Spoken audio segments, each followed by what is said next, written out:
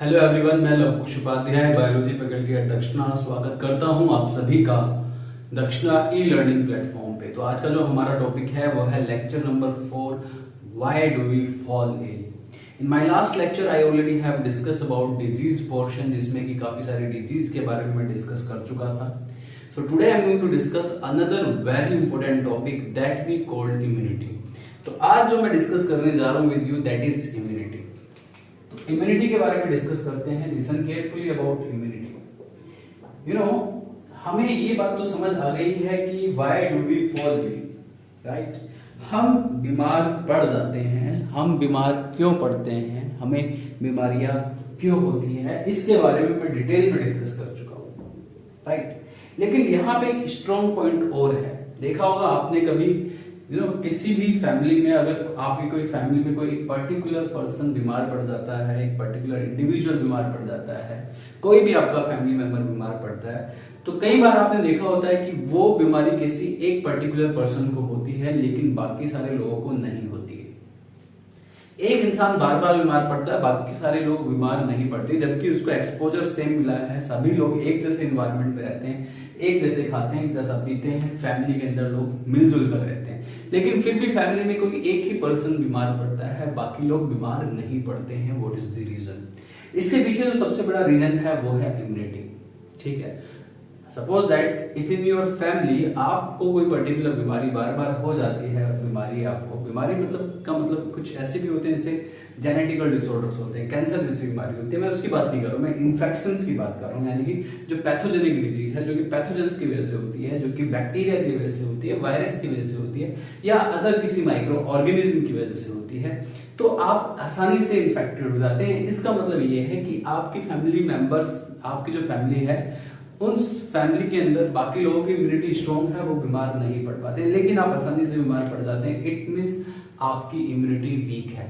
तो इस जो पूरी जो स्टोरी मैंने आपको सुनाई है कि एक ही पर्टिकुलर फैमिली में एक पर्टिकुलर पर्सन बीमार पड़ जाता है, बाकी बीमार नहीं पड़ते हैं, जबकि सेम एक्सपोजर है, सेम इन्वायरमेंट है, सेम खान पान है, सब कुछ सेम है, लेकिन फिर भी एक ही पर्टिकुलर पर्सन बार बार बीमार पड़ता है। इसके पीछे सबसे बड़ा रीजन है आपकी इम्यूनिटी। यानी कि उस पर्टिकुलर पर्सन की इम्यूनिटी वीक है, बाकी पर्सन भी सेम एक्सपोजर में है, लेकिन उनकी इम्यूनिटी स्ट्रॉन्ग है, वो बीमार नहीं पड़ पाते हैं, लेकिन आप बीमार पड़ गए हैं just because of your immunity. तो इस पूरी कहानी से, इस पूरी स्टोरी से आपको इम्यूनिटी समझ आ गई होगी, राइट। बाकी लोग बीमार क्यों नहीं पड़ते हैं? क्योंकि उनकी इम्यूनिटी स्ट्रॉन्ग है। इम्यूनिटी का मतलब हो गया this is the ability of your body. आपकी बॉडी की एक नेचुरल टेंडेंसी होती है, एक एबिलिटी होती है जिससे कि आप naturally fight against the pathogens.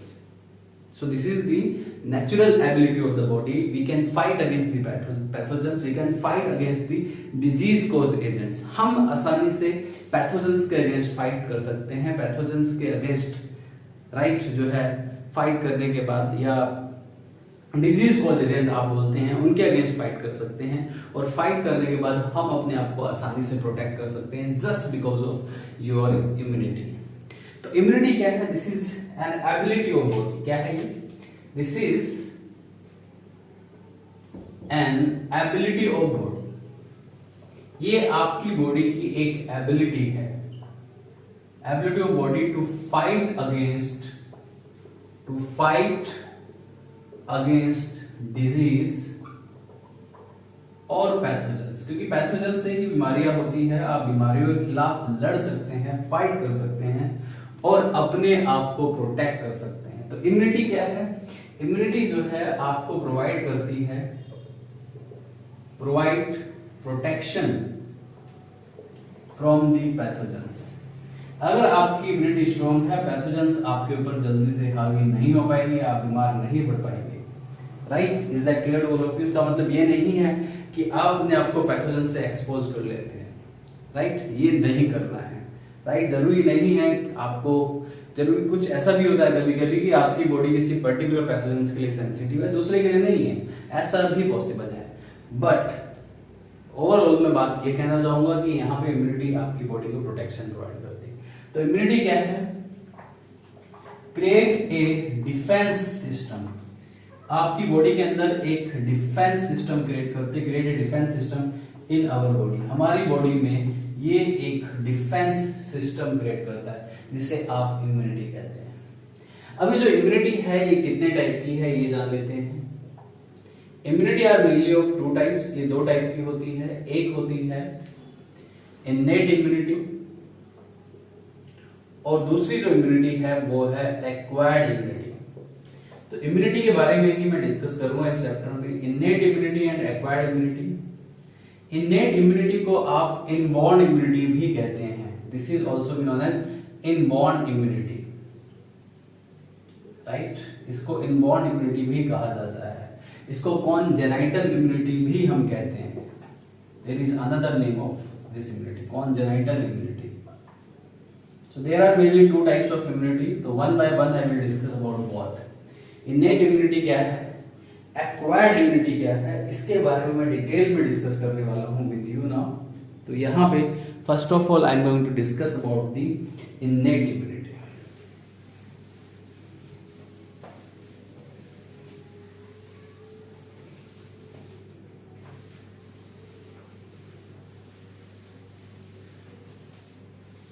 देखिए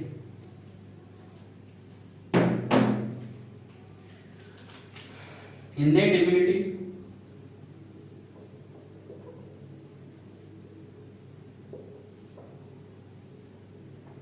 इन्नेट इम्यूनिटी को इनबॉर्न इम्यूनिटी भी कहा जाता है। इसे क्या कहते हैं आप, this is also known as inborn immunity. इसको आप इनबॉर्न इम्यूनिटी या कॉन्जेनाइटल इम्यूनिटी भी कहते हैं, कॉन्जेनाइटल इम्यूनिटी भी कहा जाता है। This is also known as innate immunity और कॉन्जेनाइटल इम्यूनिटी, इनबॉर्न इम्यूनिटी भी कहते हैं। This immunity present at the time of birth, जब आप पैदा होते हैं ये उस टाइम पे आपके पास प्रेजेंट होती है और आपकी पूरी लाइफ टाइम आपके अंदर ये इम्यूनिटी जो है प्रेजेंट रहती है। So this is inborn immunity, this is congenital immunity और दिस इज इन्नेट इम्यूनिटी।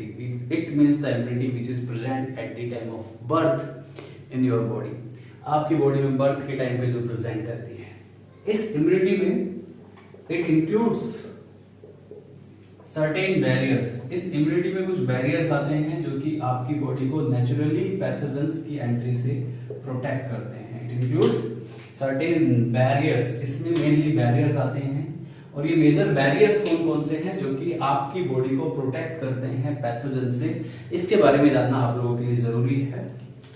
तो ये जो बैरियर्स हैं, इन बैरियर्स की हम बात कर लेते हैं। इन बैरियर्स में सबसे पहला जो बैरियर्स आता है वो आता है स्किन। आपकी जो स्किन है वो सबसे बड़ा बैरियर है। आपकी स्किन आपको इम्यूनिटी भी प्रोवाइड करती है। स्किन क्या होती है, स्किन जो है हमारी पूरी तरीके से अगर देखा जाए ये क्या करती है, ये इस तरीके से बनी होती है कि ये आपकी बॉडी को प्रोटेक्ट करती है। स्किन जो है prevent the entry of micro organisms in your body, आपकी बॉडी के अंदर माइक्रो ऑर्गेनिजम्स की एंट्री को प्रिवेंट करने का काम करती है, ठीक है। Prevent the entry of micro organisms, ये माइक्रो ऑर्गेनिजम्स की एंट्री को प्रिवेंट करती है इनटू द बॉडी। हमारी बॉडी में जो माइक्रो ऑर्गेनिजम्स हैं उनकी एंट्री को रोक देती है स्किन। इसके अलावा पीएच ऑफ स्किन भी, अगर हम बात करें स्किन का जो पीएच है, retard the growth of microbes, retard the growth of microbes. हमारी बॉडी का जो पीएच है, हमारी स्किन का जो पीएच है, that is completely unfavourable for microbes for disease cause agents. तो डिजीज कॉज एजेंट्स के लिए हमारी जो स्किन का जो पीएच है, राइट, वो पूरी तरीके से अनफेवरेबल है और ये जो अनफेवरेबल पीएच है ये माइक्रोब्स की एंट्री को बॉडी में अलाउ नहीं करता है, राइट। तो स्किन जो है वो एक तरीके से यहाँ पे एक बैरियर का काम कर रही है आपकी बॉडी में, पैथोजेंस की एंट्री को रोक देती है, साथ ही साथ इसका जो पीएच है वो retard the growth of pathogens, pathogens की ग्रोथ को रिटार्ड कर देता है, उसका पीएच अनफेवरेबल होता है, राइट। किसके लिए, माइक्रोब्स के लिए। इवन हमारी जो स्किन की अपर मोस्ट लेयर जिसको आप स्ट्रैटम कॉर्नियम कहते हैं, that is dead layer and that dead layer, right, make the unfavourable environment for the growth of the microbes. ये पॉइंट भी आप देख सकते हैं।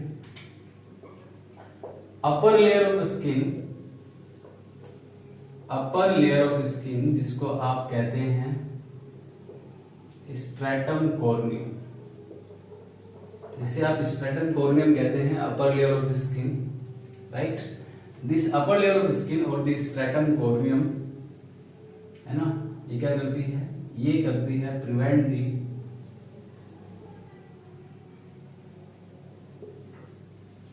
Growth of microbes. ये माइक्रोब्स की ग्रोथ को रोक देती है क्योंकि it make unfavourable environment for the microbial growth.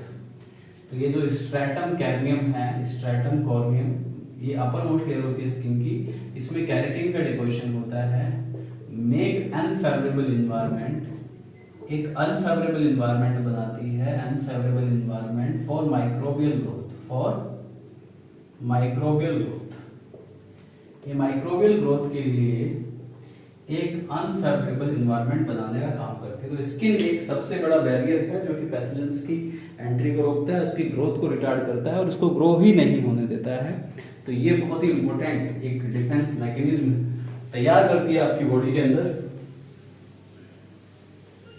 Skin के अलावा मुकोसल लेयर, हमारी जितनी भी ट्रैक्ट हैं, इंटरनल ट्रैक्ट, जैसे एलिमेंट्री कनाल है, जैसे रेस्पिरेटरी ट्रैक्ट है, तो उसकी जो अपर मोस्ट लाइनिंग होती है वो मुकोसल यानी कि मुकोसा से बनी होती है। वो भी हमारी बॉडी को बैरियर प्रोवाइड करने का काम करती है, वो prevent the entry of pathogens, right, pathogen की एंट्री को रोकती है। सेकंड इज मुकोसल लेयर, ये जो मुकोसल लेयर होती है ये क्या करती है, ट्रैप द पैथोजेंस, ये पैथोजेंस को ट्रैप कर लेती है, पैथोजेंस को अंदर एंटर नहीं होने देती है। And this mucosal layer present in the lining of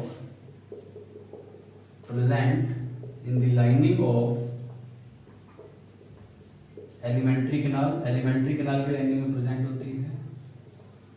respiratory tract की लाइनिंग में प्रेजेंट होती है, राइट। यूरिनोजेनाइटल ट्रैक्ट में प्रेजेंट होती है, राइट। जितनी भी लाइनिंग्स होती है वहां पे प्रेजेंट होती है। ये भी पैथोजेंस की एंट्री को अलाउ नहीं होने देती।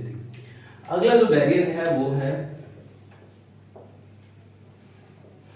Phagocytic barriers. ये जो फैगोसाइटिक बैरियर्स की मैं बात करूं, it includes some cells, it includes certain cells. इसमें कुछ सेल्स आती हैं जैसे कि मोनोसाइट सेल्स हो गई, ये ब्लड सेल्स हैं। न्यूट्रोफिल सेल्स हो गई, न्यूट्रोफिल सेल्स भी ब्लड सेल्स हैं, ठीक है, मोनोसाइट, न्यूट्रोफिल्स। और कुछ ल्यूकोसाइट भी होती हैं, ठीक है। ये क्या करते हैं, इनगल्फ द पैथोजेंस को ये सेल्स डायरेक्टली किल कर मार देती हैं, उनको खा जाती हैं। इनगल्फ का मतलब होता है खा जाती है। ये जो सेल्स होती है ईट द पैथोजेंस को ईट करती हैं। इस प्रोसेस को आप फैगोसाइटोसिस प्रोसेस कहते हैं। सेल्स का एक प्रोसेस होता है फैगोसाइटोसिस, जिसमें कि ये सेल्स पैथोजेंस को निगल जाती हैं। उस निगलने वाले प्रोसेस को फैगोसाइटोसिस बोलते हैं। That's why these are called phagocytic barrier, जो कि सेल्स आती हैं। तो ये eat the pathogens and this process is known as phagocytosis। इस प्रोसेस को आप phagocytosis कहते हैं। That's why these cells are called phagocytic barriers। तो यहाँ पे कुछ phagocytic barrier है, mucosal membrane है, स्किन है। इसके अलावा और भी कुछ बैरियर्स हैं जो कि आपकी बॉडी को इम्यूनिटी प्रोवाइड करने का काम करते हैं। You must understand about that also। ध्यान दीजिए। Another barrier, right. Other barriers में क्या आते हैं, जैसे कि saliva and tears. Saliva in your mouth, और जो टीयर्स होते हैं ये आपकी आंखों से निकलते हैं, आईज से निकलते हैं, राइट। ये saliva and tears contain lysozyme enzyme. एक एंजाइम होता है जिसको आप बोलते हो लाइसोजाइम एंजाइम। ये बात आपको याद रखनी है। There is an enzyme that is called lysozyme enzyme, जो कि आपके सलाइवा और आपके टीयर्स में होता है। ये लाइसोजाइम एंजाइम का काम क्या है, ये lysozyme enzyme directly kill the bacteria. ये बैक्टीरिया पे अटैक करता है, बैक्टीरिया को किल करने का काम करता है। तो ये भी एक बैरियर की तरह काम कर रहा है। ये भी इननेट इम्यूनिटी का पार्ट है। एसिड इन स्टोमक, कौन सा एसिड होता है स्टोमक में, HCl। हमारे स्टोमक में HCl होता है, और ये जो एसिड है, ये जो HCl है, it also kill the pathogens. आपके खाने के साथ अगर कोई पैथोजन आपके पेट में जाता है तो वहां पे राइट एसिड है, HCl जो कि हाईली एसिडिक होता है और ये पैथोजेंस को किल करने का काम करता है। तो दीज आर सर्टेन बैरियर्स जो कि इन्नेट इम्यूनिटी का पार्ट है, जो कि आपके अंदर पैदाइशी होते हैं, जब आप पैदा होते हैं तब प्रेजेंट रहते हैं। तो this is all about innate immunity. अगली जो हमारी इम्यूनिटी है वो है एक्वायर्ड इम्यूनिटी। इसके बारे में जानना भी बेहद जरूरी है आप लोगों के लिए। एक्वायर्ड इम्यूनिटी भी आपकी बॉडी के अंदर एक डिफेंस मैकेनिज्म को डेवलप करती है, राइट, आपकी बॉडी को प्रोटेक्शन प्रोवाइड करने का काम करती है। तो now the another topic is acquired immunity. Acquired immunity मतलब the immunity which you acquire during life time, that we called acquired immunity. यानी कि ऐसी इम्यूनिटी जो कि आप जब पैदा होते हैं तब नहीं होती है, लेकिन थ्रू आउट लाइफ बनती है, थ्रू आउट लाइफ बनती रहती है। इस इम्यूनिटी को आप एक्वायर्ड इम्यूनिटी कहते हैं। So next is acquired immunity. अगर हम एक्वायर्ड इम्यूनिटी की बात करें, so the immunity which acquire you, which is acquired by you throughout life. तो इम्यूनिटी तो पता ही है आपको, this is an ability to fight against pathogens. Immunity acquire during life time, acquire during life time. तो lifetime जो immunity develop होती है उसे आप एक्वायर्ड इम्यूनिटी कहते हैं, उसे आप क्या कहते हैं, acquired immunity. So the immunity that you acquire during life time, जिससे कि आप एक्वायर्ड इम्यूनिटी कहते हैं। और ये जो एक्वायर्ड इम्यूनिटी होती है ये कितने टाइप की होती है ये भी मैं डिस्कस करूंगा, राइट। ये जो एक्वायर्ड इम्यूनिटी है ये दो टाइप की है। How many types of acquired immunity? There are two types of acquired immunity. एक है ह्यूमेरल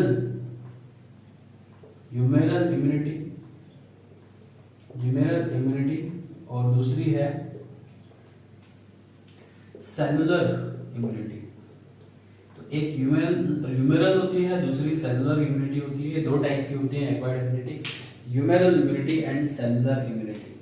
तो हम बात कर लेते हैं ह्यूमेरल इम्यूनिटी की। सबसे पहले ह्यूमेरल इम्यूनिटी, अगर हम ह्यूमेरल इम्यूनिटी की बात करें, so this kind of immunity is also be known as antibodies mediated immunity. इसको आप आल्सो बी नोन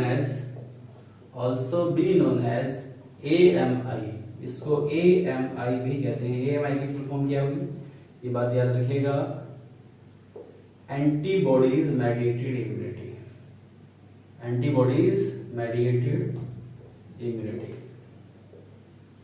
राइट। तो ये इम्यूनिटी आपकी बॉडी को एंटीबॉडीज प्रोवाइड करते हैं। अब ये एंटीबॉडीज क्या होते हैं ये जान लीजिए। एंटीबॉडीज के बारे में थोड़ा सा मैं आपको बता रहा हूं। Antibodies are glycoprotein in nature. ये ग्लाइकोप्रोटीन्स होते हैं नेचर में, दीज आर ग्लाइकोप्रोटीन्स। और ये antibodies produced by B lymphocyte cell. हमारी बॉडी के अंदर एक स्पेशल टाइप की सेल होती है जिसे आप बी लिम्फोसाइट सेल कहते हैं। कौन सी सेल कहते हैं? B lymphocyte cell. B lymphocyte cells antibodies produce करती है और ये जो एंटीबॉडीज होती हैं attack on pathogens, attack on pathogens, ये पैथोजेंस पे अटैक करती है। So this is all about antibodies mediated immunity. Humoral immunity भी बोलते हैं, इसमें एंटीबॉडीज रिलीज होती है। जब भी आपकी बॉडी के अंदर कोई पैथोजन एंटर कर रहा है, अगर वो एंटर कर जाता है सक्सेसफुली, तो आपकी बॉडी में जो बी लिम्फोसाइट सेल्स हैं, इनको बी सेल्स भी कहते हैं, ये बी लिम्फोसाइट सेल्स प्रोड्यूस करती है एंटीबॉडीज और ये antibodies attack on that pathogen. ये एंटीबॉडीज उस पैथोजन पे डायरेक्टली अटैक करने का काम करती है। So this is about antibodies and this is about humoral immunity also. So this is about humoral immunity, right. अब next is cellular immunity. Cellular immunity को सेल मेडिएटेड इम्यूनिटी बोलते हैं। इसमें जैसे कि ह्यूमेरल इम्यूनिटी में बी सेल्स डायरेक्टली इन्वॉल्व होती है जो कि एंटीबॉडीज रिलीज करती है। एंटीबॉडीज एक मॉलिक्यूल होते हैं, ग्लाइकोप्रोटीन्स होते हैं जो कि पैथोजन पे अटैक करते हैं। वैसे ही सेलुलर इम्यूनिटी में भी एक स्पेशल टाइप की सेल इन्वॉल्व होती है जिसके बारे में बताने जा रहा हूँ। Next is cellular immunity. तो अगला जो है वो है cellular immunity. Cellular immunity, cellular immunity को आप सेल मेडिएटेड इम्यूनिटी भी कहते हैं, also be known as CMI, यानी कि सेल मेडिएटेड इम्यूनिटी। CMI की फुल फॉर्म क्या है? सेल मेडिएटेड इम्यूनिटी से कहते हैं। और ये जो सेल मेडिएटेड इम्यूनिटी है, this is mediated by cells, कुछ सेल्स इसको मेडिएट करती हैं, राइट। CMI बोलते हैं इसको। और यहाँ पे राइट इसमें एक स्पेशल टाइप की सेल्स होती है जिसको आप बोलते हैं टी लिम्फोसाइट सेल्स। इस इम्यूनिटी को मेडिएट किया जाता है टी लिम्फोसाइट सेल्स से, not B. T lymphocyte cells क्या करती हैं? Direct attack on pathogens. ये कोई एंटीबॉडीज रिलीज नहीं करती है। अटैक ऑन पैथोजेंस, ये पैथोजेंस पे डायरेक्टली अटैक करती है।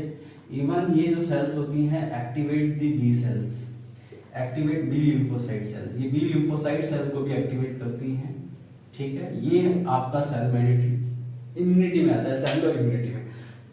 तो सेल मेडिएटेड इम्यूनिटी में टी लिम्फोसाइट्स इन्वॉल्व होती हैं। और ये टी लिम्फोसाइट ये जो टी लिम्फोसाइट है, इनका जो रोल है, ये क्या करती हैं? पैथोजेंस पे तो डायरेक्टली अटैक करेगी, या फिर ये जो है बी सेल्स को एक्टिवेट करती हैं जिससे कि बी सेल एंटीबॉडीज रिलीज करे और एंटीबॉडीज अटैक करे पैथोजेंस पे। So this is all about immunity. This is all about innate immunity. This is all about acquired immunity, right? In my next class, I will discuss about another topic that will be active and passive immunity. तो ये immunity के बारे में मैंने बता दिया। अगली class में मैं एक्टिव एंड पैसिव इम्यूनिटी के बारे में बताऊंगा, और उससे रिलेटेड एक टॉपिक भी है जिसे आप वैक्सीनेशन कहते हैं।